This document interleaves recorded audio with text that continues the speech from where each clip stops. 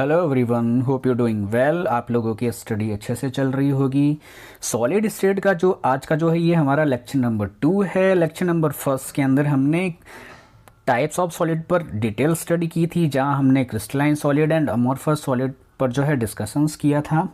देखिए स्टूडेंट्स, जो सॉलिड्स होते हैं, सॉलिड्स में क्रिस्टलाइन सॉलिड जो होते हैं वो अमोर्फस के कंपैरिजन में स्पेसिफिक होते हैं। उनके जो करेक्टर होते हैं वो बहुत ही यूनिक होते हैं और हमारी डेली लाइफ के अंदर क्रिस्टलाइन सॉलिड जो है वो ज़्यादा जो है इम्पोर्टेंसी रखते हैं।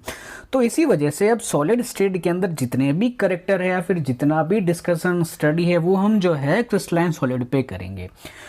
आज के लेक्चर के अंदर हम डिस्कस करेंगे क्रिस्टलाइन सॉलिड के types based on attraction forces between constituent particle, यानी क्रिस्टलाइन सॉलिड के अंदर जो कंस्टिट्यूएंट पार्टिकल्स या फिर जो एटम्स हैं उनके अंदर किस किस टाइप का अट्रैक्शन फोर्सेस जो है प्रेजेंट है, उनके बेस पे जो है हम उनके टाइप्स पर डिस्कस करेंगे। अब देखिए नेचर के अंदर मेनली 4 टाइप के जो है अट्रैक्शन फोर्सेस या फिर 4 टाइप के बॉन्ड जो है प्रेजेंट होते हैं। तो ऑब्वियस सी बात है हमको क्रिस्टलाइन सॉलिड के 4 टाइप जो है मिलेंगे। फर्स्ट वन है आयनिक सॉलिड। अब आयनिक सॉलिड उन सॉलिड से मिलके बनेंगे जिनके अंदर आयनिक इंटरेक्शंस हो या फिर बोल सकते हैं एक तरह से इलेक्ट्रोस्टैटिक जो है इंटरेक्शंस हो, उनसे मिलकर बनने वाले सॉलिड्स जो है आयनिक सॉलिड होंगे। जैसे आपका एग्जांपल है NaCl, इस पर जो है हम डिस्कस करेंगे आज के लेक्चर के अंदर। अब कोवेलेंट सॉलिड या फिर नेटवर्क सॉलिड के अंदर होता क्या है, आयनिक सॉलिड के अंदर तो इलेक्ट्रॉन का ट्रांसफर होता है, कंप्लीट ट्रांसफर होता है, जिससे आयनिक इंटरेक्शंस क्रिएट होती है या फिर इलेक्ट्रोस्टैटिक इंटरेक्शंस क्रिएट होती है। लेकिन कोवेलेंट सॉलिड के अंदर इलेक्ट्रॉन की शेयरिंग होती है, जिससे बनने वाले जो सॉलिड होते हैं वो कोवेलेंट बॉन्ड के थ्रू बनते हैं, जिससे उनको हम कोवेलेंट सॉलिड या फिर नेटवर्क सॉलिड बोलते हैं। अब नेटवर्क सॉलिड क्यों बोलते हैं, क्योंकि इस टाइप के सॉलिड एक बहुत बड़े नेट का फॉर्मेशन करते हैं। अब बात करते हैं मेटेलिक सॉलिड पर इन शॉर्ट के अंदर। तो मेटेलिक सॉलिड के अंदर अट्रैक्शन फोर्सेस जो है या फिर जो टाइप्स ऑफ बॉन्ड है वो होता तो आयनिक के जैसा ही है, लेकिन इनके अंदर इलेक्ट्रॉन्स का जो फ्लो है वो आयनिक के कंपैरिजन में कुछ अलग टाइप का होता है। तो मेटेलिक सॉलिड का अट्रैक्शन फोर्सेस या फिर इनके अंदर इनका जो फॉर्मेशन का टाइप है वो हम मेटेलिक सॉलिड के टॉपिक के अंदर डिटेल से डिस्कस करेंगे। अब फोर्थ टाइप है सॉलिड का, क्रिस्टलाइन सॉलिड का, मॉलिक्यूलर सॉलिड्स। अब ये थोड़े से जो है स्पेसिफिक टाइप के होते हैं, क्योंकि बाकी तीनों जो सॉलिड्स हैं ये प्योर सॉलिड स्टेट के अंदर एग्जिस्ट करते हैं, लेकिन मॉलिक्यूलर सॉलिड जो है ये लिक्विड स्टेट के अंदर भी जो एग्जिस्ट करते हैं। इनके जो करेक्टर है वो थोड़े बहुत स्पेसिफिक होते हैं। अब इनके अंदर 3 टाइप मिलते हैं मॉलिक्यूलर सॉलिड्स के अंदर भी, non polar, polar and hydrogen bonded molecular solid.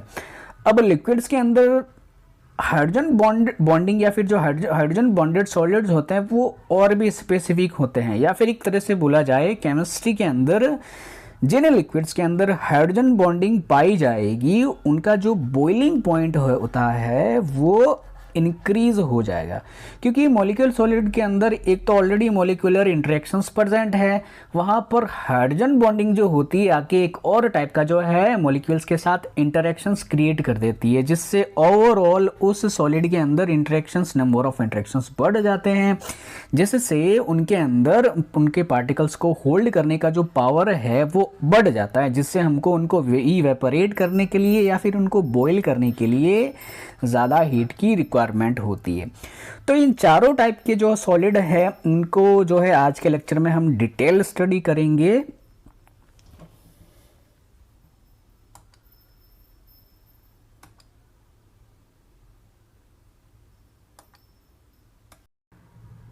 सबसे पहले हम समझते हैं आयनिक सॉलिड्स को कि उनका फॉर्मेशंस होता कैसे। अब आयनिक सॉलिड्स को समझने से पहले अगर हम बात करेंगे आयनिक बॉन्ड पे कि जो है आयनिक बॉन्ड एक्चुअल में होता क्या है।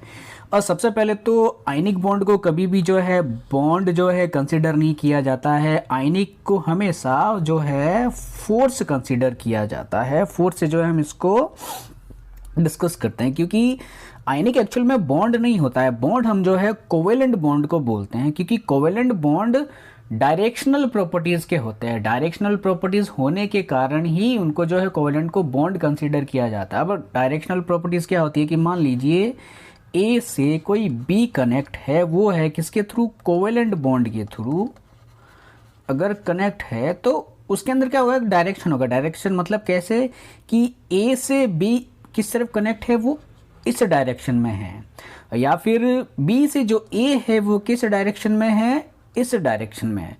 तो जिन इंटरेक्शंस के अंदर ये डायरेक्शनल प्रॉपर्टीज होगी उनको जो है हम बॉन्ड कंसीडर करेंगे। आयनिक फोर्सेस जो है उनको हम बॉन्ड कंसिडर नहीं करते हैं, क्योंकि जैसे फॉर एग्जांपल NaCl की बात करूँ तो ये डायरेक्शनल नहीं होते, क्योंकि Na+ के चारों तरफ जो है क्लोरीन कहीं पे भी हो सकता है, वो इस तरफ भी हो सकता है, इस तरफ भी हो सकता है, ये इस तरफ भी हो सकता है। तो in short bond and force के बीच का ये जो है डिफरेंस आपको पता होना चाहिए। सो हम समझते हैं कि आयनिक इंटरेक्शंस होती क्या है। सपोज एक एलिमेंट है, सॉरी एक कंपाउंड है AB, जिनको हम कंसिडर करते हैं कि AB जो कंपाउंड है वो आयनिक है। चलिए इसको जो है NaCl के एग्जांपल से समझते हैं कि A जो है वो अपना सोडियम है एंड B जो है वो क्लोरीन है। अब AB को जो है आयनिक सॉलिड क्यों कंसिडर करेंगे, या फिर इनके अंदर आयनिक बॉन्ड कैसे होगा कि AB या फिर NaCl के अंदर एटम जो A है वो तो होगा मेटल, और एटम जो B है वो होगा नॉन मेटल। अब मेटल कौन होंगे कि जो एलिमेंट इलेक्ट्रॉन रिच हो उनको हम कंसीडर करते हैं मेटल, क्योंकि आपने हमेशा देखा होगा पीरियोडिक टेबल के अंदर एस ब्लॉक के अंदर जो है मेटल्स है वो इलेक्ट्रॉन रिच होते हैं और उनकी टेंडेंसी होती है इलेक्ट्रॉन डोनेट करने की। और जो नॉन मेटल होते हैं वो होते हैं इलेक्ट्रॉन डेफिशिएंट। इनके अंदर, इनके आउटर सेल के अंदर ऑक्टेट कंप्लीट करने के लिए हमेशा इलेक्ट्रॉन की कमी होती है। तो मेटल्स क्या करते हैं, अपने इलेक्ट्रॉन की कंप्लीट शेयरिंग नॉन मेटल को कर देते हैं, जिससे क्या होता है, एक केटाइन का फॉर्मेशन होता है और एक होता है एनाइन का फॉर्मेशन। जैसे NaCl के एग्जांपल से देखिए आप, Na क्या करता है, अपना एक इलेक्ट्रॉन क्लोरीन को डोनेट कर देता है, जिससे Na पर पॉजिटिव चार्ज क्रिएट होता है और Cl पर जो है नेगेटिव चार्ज क्रिएट होता है। अब Na का जो पॉजिटिव है या फिर Na का जो न्यूक्लियस है वो इफेक्टिव हो जाता है, और क्लोरीन के अंदर होता क्या है, नंबर ऑफ इलेक्ट्रॉन्स या फिर इनके अंदर इलेक्ट्रॉन क्लाउड जो है वो बड़ा हो जाता है, जिससे Na का न्यूक्लियस इसके क्लोरीन के इलेक्ट्रॉन क्लाउड की तरफ जो है वो हमेशा अट्रैक्टेड रहता है, और उनके बीच में एक फोर्स का फॉर्मेशन होता है जिसको जो है इलेक्ट्रोस्टैटिक्स या फिर कोलम्बिक फोर्स बोलते हैं, जिसकी वजह से आयनिक बॉन्ड का फॉर्मेशन होता है या फिर आयनिक फोर्स का फॉर्मेशन होता है, और इन्हीं की वजह से जो है हमको आयनिक सॉलिड्स मिलते हैं। अब आयनिक सॉलिड्स को जो है हम NaCl के रेस्पेक्ट से जो है हम समझते हैं कि उनका स्ट्रक्चर होता किस टाइप का है। अब देखिए यहाँ पर जो ये ग्रीन एटम है वो क्लोरीन को रिप्रेजेंट कर रहा है, और ये जो छोटा एटम है ऑरेंज कलर का ये सोडियम को रिप्रेजेंट कर रहा है। ये इनका जो है लेटिस स्ट्रक्चर है 3D के अंदर, और ये इनका जो है एक्चुअल एक 3D स्ट्रक्चर है। ऐसे इनकी जो है क्लोज पैकिंग होती है NaCl के अंदर। अब NaCl के अंदर जो है Na+ और क्लोरीन के अंदर इलेक्ट्रोस्टैटिक फोर्स होने के कारण इनका जो मेल्टिंग एंड बॉइलिंग पॉइंट जो होता है वो काफ़ी हाई होता है। अब जैसे देखिए कि अगर Na और Cl के एटम्स के अंदर हम अगर हीट दें या फिर कुछ एनर्जी दें और उनको मोल्टन स्टेट के अंदर या फिर पिघलाने की कोशिश करेंगे तो हमको 1 डिग्री सेल्सियस टेम्परेचर की ज़रूरत पड़ेगी, और अगर इनको NaCl को वेपर फेज़ के अंदर लाना है तो इतने जो है टेम्परेचर की ज़रूरत पड़ेगी।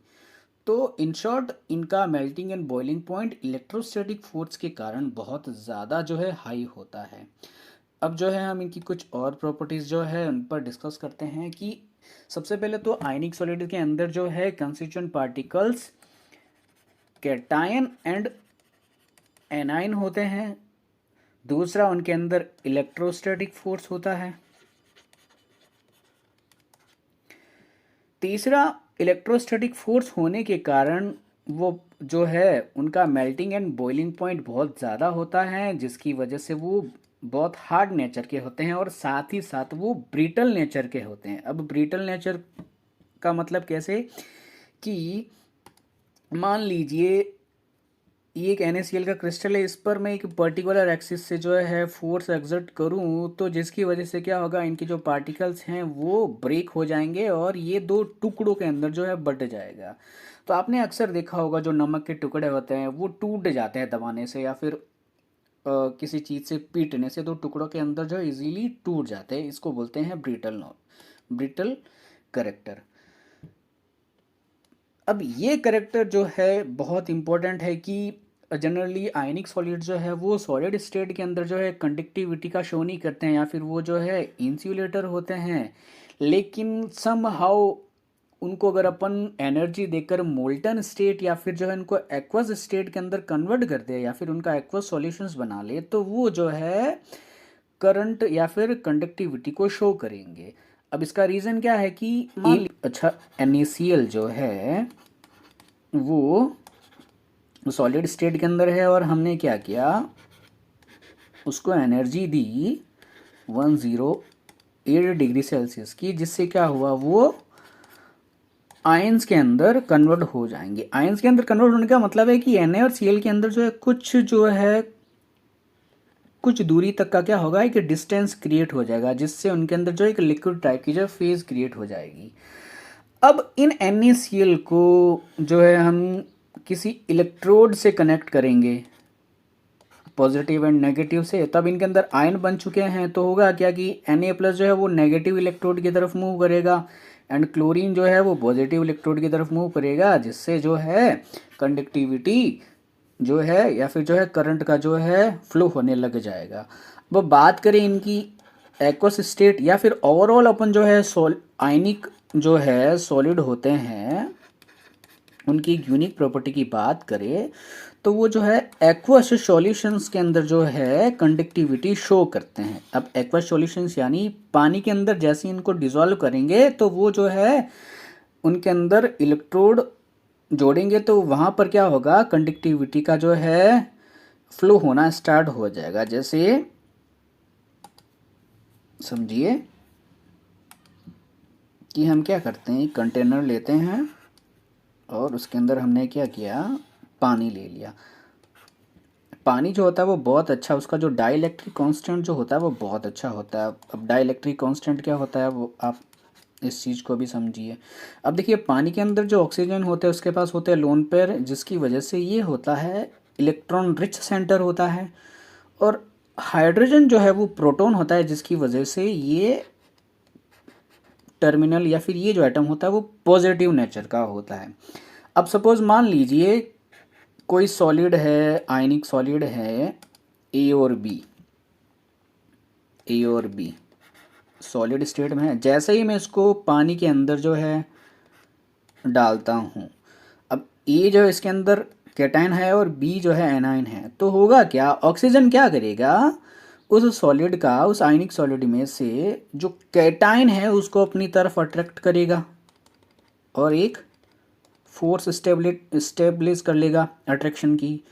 और हाइड्रोजन क्या है या फिर जो उसका जो आयनिक सॉलिड का जो नेगेटिव पार्ट है या फिर एनाइन जो है वो इस हाइड्रोजन के चारों ओर जो है वो स्टेबलाइज हो जाएगा, जिसकी वजह से क्या होगा, यहाँ पर ये सॉलिड स्टेट में था, यहाँ पानी के अंदर ही क्या होगा, आयंस की फॉर्म के अंदर जो है डिसोशिएट हो जाता है। अब ये जो एक्वस सॉल्यूशंस होगा वो क्या करेगा, इलेक्ट्रिसिटी का जो है कंडक्ट करेगा। अब अगर इसको अपन पॉजिटिव एंड नेगेटिव टर्मिनल से जोड़ दे तो इन टर्मिनल की तरफ नेगेटिव चार्ज के एटम फ्लो करेंगे और इस नेगेटिव टर्मिनल की तरफ पॉजिटिव चार्ज जो है वो फ्लो करेंगे। तो ये एक आयनिक सॉलिड की जो है एक खास बात होती है कि वो मोल्टन या फिर एक्वस स्टेट के अंदर इलेक्ट्रिसिटी को कंडक्ट करते हैं। सो ये थी आयनिक सॉलिड की प्रॉपर्टीज। अब नेक्स्ट कोवेलेंट सॉलिड का जो फॉर्मेशन है वो कोवेलेंट बॉन्ड के थ्रू होता है। अब कोवेलेंट बॉन्ड जो होता है वो इलेक्ट्रॉन की शेयरिंग से होता है, क्योंकि कोवेलेंट बॉन्ड जैसे सपोज मान लीजिए कोई दो एक कंपाउंड है ए एंड बी, वो जो है कोवेलेंट बॉन्ड से जो है अगर बॉन्डेड है तो इसका मतलब ये है कि ए जो है वो भी इलेक्ट्रॉन डेफिशिएंट है और बी जो है वो भी इलेक्ट्रॉन डेफिशिएंट है। अब इन दोनों को अपना ऑक्टेट कंप्लीट करना है, तब एक ही रास्ता है कि ये भी अपना इलेक्ट्रॉन बी के साथ शेयर करे और बी जो है अपना इलेक्ट्रॉन ए के साथ शेयर करे और इलेक्ट्रॉन की इतनी क्वांटिटी शेयर करे जिससे दोनों का ऑक्टेट कंप्लीट हो जाए। सो इस तरीके से जो है जिस बॉन्ड का फॉर्मेशंस होता है उसको अपन कोवेलेंट बॉन्ड बोलते हैं। अब कोवेलेंट बॉन्ड से ही जो है कोवेलेंट सॉलिड का फॉर्मेशंस होता है। जैसे फॉर एग्जांपल आप कार्बन के जितने भी जो सॉलिड फॉर्म होती है वो सारे के सारे कोवेलेंट सॉलिड के एग्जांपल है। अब जैसे कार्बन क्या करता है, चार कार्बन के वैलेंस शेल में 4 इलेक्ट्रॉन होते हैं। अब ये जो 4 इलेक्ट्रॉन है वो 4 अदर कार्बन से जो है कोवेलेंट बॉन्डिंग से कनेक्ट होते हैं। अब ये कार्बन और 4 कार्बन से कनेक्ट होते हैं। तो इस तरीके से कोवेलेंट सॉलिड का फॉर्मेशंस होता है। अब यहाँ पर एक कार्बन कार्बन कार्बन कार्बन का एक नेट बन रहा है, एक नेटवर्क बन रहा है, जिसकी वजह से जो सॉलिड का फॉर्मेशंस हो रहा है वो उन्हीं को हम जो है नेटवर्क सॉलिड बोलते हैं। अब देखिए जो नेटवर्क सॉलिड जो होते हैं ना वो आयनिक सॉलिड के कंपैरिजन में जो होते हैं वो बहुत ही हार्ड होते हैं। देखो आयनिक सॉलिड जो होता है अगर उनको अपन उन पे अगर अपन कुछ क्वांटिटी का अगर प्रेशर एक्सर्ट करेंगे तो वो ब्रेक हो जाएंगे दो टुकड़ों के अंदर। लेकिन कोवेलेंट सॉलिड जो होते हैं ना वो ऐसे नहीं होते, इनको ब्रेक करना बहुत मुश्किल होता है। इसका रीज़न क्या होता है कि इनके अंदर एटम्स की जो एक चेन होती है, इनका एक नेटवर्क होता है, एक बहुत लंबा चौड़ा नेटवर्क होता है। और दूसरा इनका जो कोवेलेंट बॉन्ड है वो होता है डायरेक्शनल होता है, वो बहुत ही स्पेसिफिक होता है। जैसे हमने फर्स्ट लेक्चर के अंदर डायमंड का स्ट्रक्चर या फिर जो है क्रिस्टलाइन सॉलिड का स्ट्रक्चर अपन ने जो है डिस्कस किया था कि इनके अंदर इनकी जो बॉन्ड लेंथ, इनका बॉन्ड एंगल बहुत ही परफेक्ट, बहुत ही स्पेसिफिक होता है। तो वो जो होता है, ये जो प्रॉपर्टी होती है इनके अंदर सबसे ज़्यादा ये जो प्रॉपर्टी होती है स्पेसिफिक होने की, ये बॉन्ड एंगल बॉन्ड लेंथ, वो कोवेलेंट सॉलिड के अंदर सबसे ज़्यादा होती है। इसी वजह से ये बहुत हार्ड होते हैं। यही रीज़न होता है जो डायमंड होता है वो बहुत ही हार्ड होता है। नेचर के अंदर सबसे ज़्यादा एक नॉन मेटल का जो अगर सॉलिड है क्रिस्टलाइन तो वो डायमंड होता है। जैसे ये डायमंड है। अब ये जो एक डायमंड है ये कोवेलेंट सॉलिड का फॉर्मेशंस कर रहा है, जिसमें से ये डायमंड जो है इसमें से एक कार्बन का एटम है वो अपने सराउंडिंग से 4 कार्बन एटम से कनेक्ट हैं। हर कार्बन एटम 4 कार्बन एटम से जो कनेक्ट हैं और इस तरीके से अरेंज होकर वो डायमंड का फॉर्मेशंस करता है। अब डायमंड का अगर एक स्ट्रक्चर की बात करें जिसमें से एक कार्बन एटम जो होता है वो 4 अलग अलग कार्बन से जो है अटैच होके डायमंड का फॉर्मेशंस करता है, उसमें हर एक कार्बन एटम जो है, हर एक कार्बन एटम जो है वो sp3 हाइब्रिडाइज्ड होता है। अब sp3 हाइब्रिडाइज का मतलब कैसे कि बॉन्डिंग के अंदर कार्बन का एक s ऑर्बिटल और 3 p ऑर्बिटल जो है शेयरिंग में पार्टिसिपेट करते हैं। अब इनके अगर स्ट्रक्चर की बात करें तो ये इनका जो स्ट्रक्चर होता है वो टेट्राहेड्रल स्ट्रक्चर होता है। ये इनके बीच का जो एंगल होता है वो 109.5 या फिर 0.4, आपको अलग अलग वैल्यूज़ देखने को मिल सकती है, वो इतना होता है। ये जो स्ट्रक्चर होता है इसको अपन जो है टेट्राहेड्रल कंसिडर करते हैं। तो डायमंड के अंदर हर एक कार्बन जो होता है वो sp3 हाइब्रिडाइज्ड होता है और इनके अंदर जो है टेट्राहेड्रल, ये देखिए ये टेट्राहेड्रल स्ट्रक्चर बन रहा है हर जगह पे, इस टाइप का इनका स्ट्रक्चर होता है। अब इनके अंदर इनकी bond length bond angle specific होता है जिससे ये सबसे ज़्यादा जो है हार्ड होता है। अब दूसरा एग्जांपल देखिए आप, ये ग्रेफाइट का एग्जांपल है। ये कार्बन एटम है, एक कार्बन एटम 3 अलग अलग कार्बन एटम से कनेक्ट है, एक कार्बन 3 कार्बन से कनेक्ट है। डायमंड में एक कार्बन 4 कार्बन से कनेक्ट है, यहाँ पर 3 से कनेक्ट है। जिससे क्या होता है कि इनके अंदर लेयर का फॉर्मेशन होता है, ये लेयर होती है, और इस टाइप से जो है ग्रेफाइट का जो है फॉर्मेशन होता है। अब जो है कुछ कोवलेंट सॉलिड जो है और भी होते हैं, जैसे ये ग्रेफाइट है, डायमंड है। अब जैसे एक और जो है कोवलेंट सॉलिड का जो है टाइप है फुलरीन, जिसको आप बकीबॉल भी जो है 11th के अंदर से जो है पढ़ा है, क्योंकि बकीबॉल के अंदर लगभग 60 टू 90 एटम्स जो है वो मिलकर एक बॉल का जो है फॉर्मेशंस करते हैं। ये भी कोवेलेंट सॉलिड का टाइप है। दूसरे कोवेलेंट है जो कार्बन से बनते हैं, जैसे नैनो ट्यूब्स है, ग्राफीन है। अब जो नैनो ट्यूब्स है ये इतनी छोटी होती है जो अपने जो नैनो रोबोट्स हैं उनके अंदर काम में आती है। ग्राफीन जो होती है वो बहुत ही हार्ड एंड बहुत ही रफ टफ जो है इनका नेचर होता है, ये बहुत ही हल्के होते हैं नेचर में, तो इनके भी फर्दर बहुत यूज़ होते हैं। तो इस टाइप से जो है कोवेलेंट सॉलिड जो है अपनी डेली रूटीन की लाइफ या फिर जो साइंटिफिक इन्वेंशन है उनके अंदर जो है बहुत अपना मेजर रोल प्ले करते हैं। जैसे बोरोन नाइट्राइड है, ये जो कोवेलेंट सॉलिड है ये बहुत ही हीट रेसिस्टिव होता है। हीट मतलब कि अच्छे खासे टेम्परेचर को झेल लेता है। तो बोरोन नाइट्राइड का यूज़ अपन ऐसे इंजन्स के अंदर लेते हैं जहाँ पर जो है हीट का बहुत ज़्यादा फॉर्मेशन होता है, उनसे जो ऐसे पुर्जे बनाए जाते हैं। तो कोवेलेंट सॉलिड्स जो है बहुत ज़्यादा यूज़फुल होते हैं अपने एक इक्विपमेंट्स के लिहाज से। अब अगर इनकी कुछ प्रॉपर्टीज़ की बात करें कोवेलेंट सॉलिड की, तो इनको जो है हम जो है गेंड मॉलिक्यूल्स भी बोलते हैं। अब गेंड क्यों? क्योंकि ये एक नेटवर्क का फॉर्मेशंस करते हैं, तो एक बहुत बड़े जो है स्ट्रक्चर का फॉर्मेशंस करते हैं गेंड लाइक, इसलिए इनको जो है गेंड मॉलिक्यूल्स बोलते हैं। अब ये जो है हार्ड होते हैं नेचर के अंदर। अब इनके अंदर ब्रिटल प्रॉपर्टीज़ भी होती है, लेकिन आयनी के कंपैरिजन में जो है वो इतनी ब्रिटल प्रॉपर्टीज़ नहीं होती है।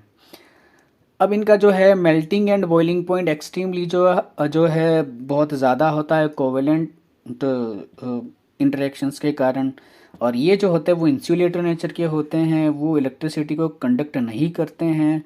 अब इनके कुछ एग्जांपल्स दे रखे हैं, जैसे डायमंड, सिलिकॉन कार्बाइड, ग्रेफाइट, बाकी सब। अब इनमें से ये जो ग्रेफाइट है ना, ये एक एक्सेप्शंस है अपने कोवेलेंट सॉलिड के अंदर, क्योंकि बाकी सारे कोवेलेंट सॉलिड जो है वो कंडक्टिविटी या फिर जो है इंसुलेटर नेचर के होते हैं, लेकिन ग्रेफाइट जो है ना वो एक अच्छा कंडक्टर माना जाता है। तो बोर्ड एग्जाम्स के पर्सपेक्टिव से कई बार क्वेश्चंस पूछ लिया जाता है कि जो ग्रेफाइट है वो इलेक्ट्रिसिटी का अच्छा जो है कंडक्टर क्यों है, या फिर वो इलेक्ट्रिसिटी को कंडक्ट क्यों करता है, और जो है वो नेचर में सॉफ्ट क्यों होता है। तो अब देखो इसका रीज़न भी समझिए। डायमंड जो होता है वो होता है sp3 हाइब्रिडाइज्ड, यानी एक कार्बन जो है वो 4 कार्बन से कनेक्ट होता है, यानी इनके अंदर जो sp3 ऑर्बिटल है वो चारों के चार ऑर्बिटल जो है वो इलेक्ट्रॉन की शेयरिंग के अंदर पार्टिसिपेट लेते हैं। लेकिन ग्रेफाइट के अंदर होता क्या है कि एक कार्बन जो होता है वो सिर्फ और सिर्फ 3 कार्बन से कनेक्ट होता है। अब कार्बन के वैलेंस शेल में होते हैं 4 इलेक्ट्रॉन। अब डायमंड में तो चारों इलेक्ट्रॉन जो है कोवेलेंट शेयरिंग कर लेते हैं अलग कार्बन एटम से, लेकिन ग्रेफाइट के अंदर कोवेलेंट शेयरिंग सिर्फ जो है वो 3 इलेक्ट्रॉन की हो पाती है कार्बन के वैलेंस इलेक्ट्रॉन में। अब ये जो एक इलेक्ट्रॉन जो होता है ना ये फ्री रहता है, वो क्या होता है इन लेयर्स के बीच में फ्री रहता है, ऐसे यहाँ पर। अब जहाँ पर फ्री इलेक्ट्रॉन होगा तो ऑब्वियस सी बात है अपन को कंडक्टिविटी को फ्लो करवाने के लिए किनकी रिक्वायरमेंट होती है, फ्री इलेक्ट्रॉन की। तो इस वजह से क्या होते हैं कि ये जो होते हैं वो इलेक्ट्रिसिटी के कंडक्टर होते हैं। और दूसरा कि ये सॉफ्ट होते हैं, इनकी जो परतें होती हैं ये परतें एक दूसरे पर स्लाइड करती हैं। अब इसका रीज़न ये होता है कि इनके अंदर जो चौथा बॉन्ड है वो होता नहीं है, या फिर एक तरह से कहा जाए कि इनके अंदर फोर्थ बॉन्ड ना होने के कारण क्या होता है कि एक लेयर से दूसरी लेयर के बीच में इतना अट्रैक्शन नहीं होता है, जिससे इनकी जो ये वर्टिकल बॉन्ड लेंथ है ये जैसे जैसे यहाँ पर 340 पिकोमीटर दिखा रही है तो बहुत ज़्यादा होती है, जिसकी वजह से ये जो इधर का जो अट्रैक्शन है वो काफ़ी वीक होता है, जिसकी वजह से अगर इस लेयर पर थोड़ा सा प्रेशर अपन एक्सर्ट करेंगे ना तो ये वाली जो लेयर है ना वो ब्रेक हो जाएगी, ब्रेक होकर टूट जाएगी, जिसकी वजह से लेयर, सपोज इसको ए लेयर मान लो और इसको बी लेयर मान लो, तो एक दूसरे पर क्या करेगी, स्लाइड करने लग जाएगी। तो इसी प्रॉपर्टी की वजह से अपन ग्रेफाइट को जो है एज ए लुब्रिकेंट यूज में लेते हैं।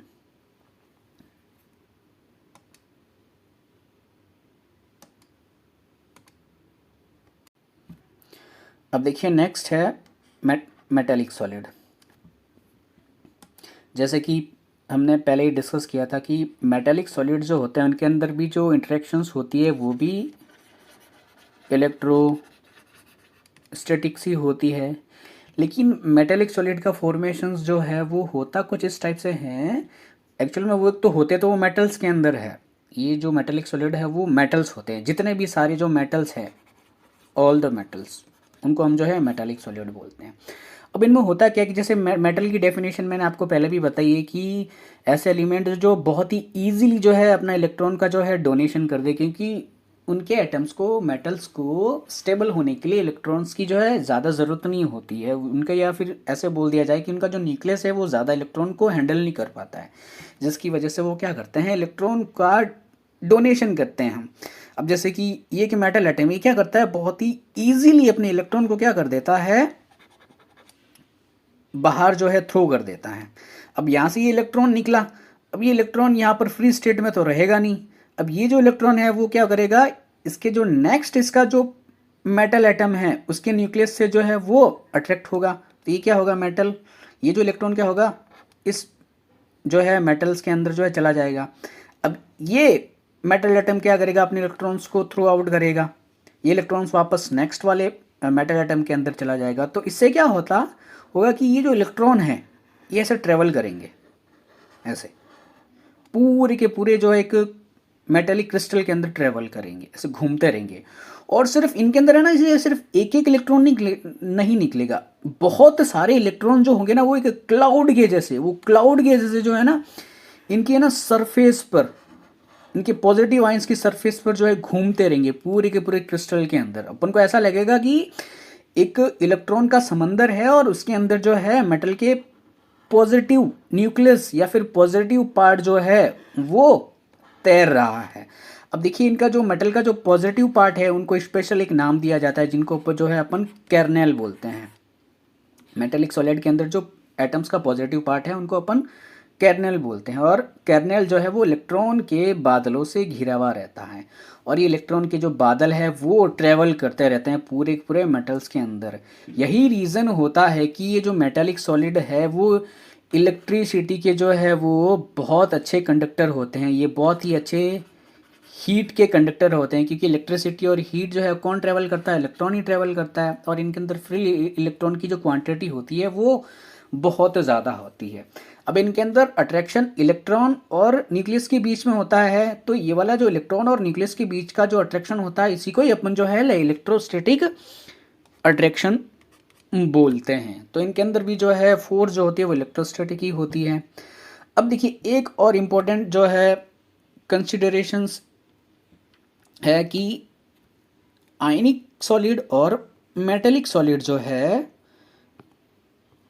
इनके अंदर फोर्स या फिर फोर्स का जो नेचर है वो होता तो एक जैसा है, लेकिन आयनिक सॉलिड जो होते हैं ना वो ब्रिटल नेचर के होते हैं, यानी इजीली टूट जाते हैं, लेकिन मेटल जो है वो टूटते नहीं है।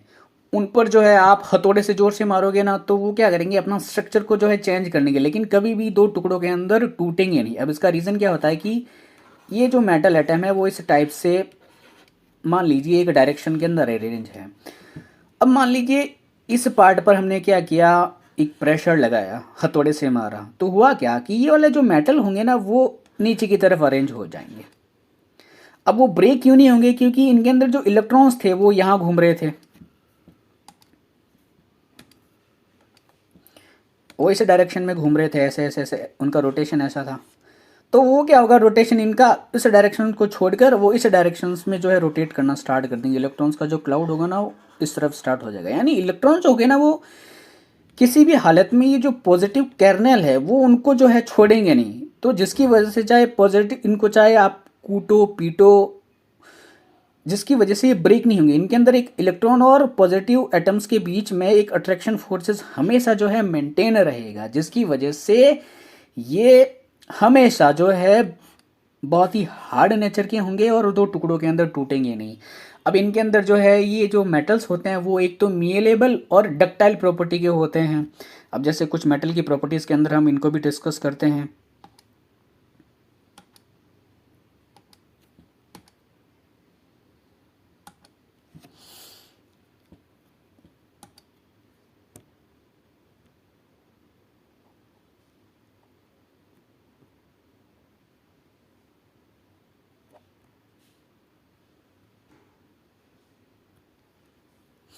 अब ये कुछ मेटल्स की प्रॉपर्टीज़ हैं कि एक तो ये बहुत ही अच्छे जो है कंडक्टर होते हैं इलेक्ट्रिसिटी और हीट के, थर्मल कंडक्टिविटी।